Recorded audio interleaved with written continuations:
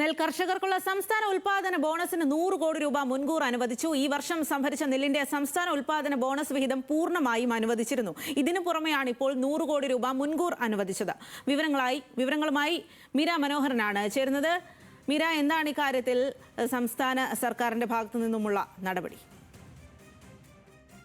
നെൽകർഷകർക്കുള്ള സംസ്ഥാന ഉൽപാദന ബോണസിനാണ് ഇപ്പോൾ 100 കോടി രൂപ മുൻകൂറായി അനുവദിച്ചിരിക്കുന്നത്. ധനകാര്യ വകുപ്പാണ് ഈ വിവരം സ്ഥിരീകരിക്കുന്നത്. ഈ വർഷം സംഭരിച്ച നെല്ലിന്റെ സംസ്ഥാന ഉൽപാദന ബോണസ് നേരത്തെ തന്നെ പൂർണ്ണമായും അനുവദിച്ചിരുന്നു. ഇതിന് പുറമെയാണ് ഇപ്പോൾ 100 കോടി രൂപ കൂടി അനുവദിച്ചിരിക്കുന്നത്. സാധാരണഗതിയിൽ മിനിമം താങ്ങുവില പദ്ധതിക്ക് കീഴിൽ സംസ്ഥാനം സംഭരിക്കുന്ന നെല്ലിന്റെ വില നൽകേണ്ടത് കേന്ദ്ര സർക്കാരാണ്.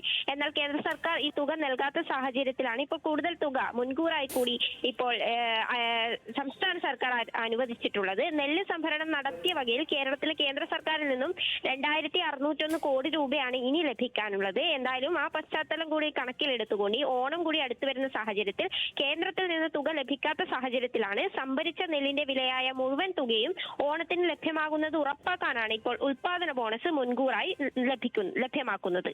സ്വാതി. ശരി മീര.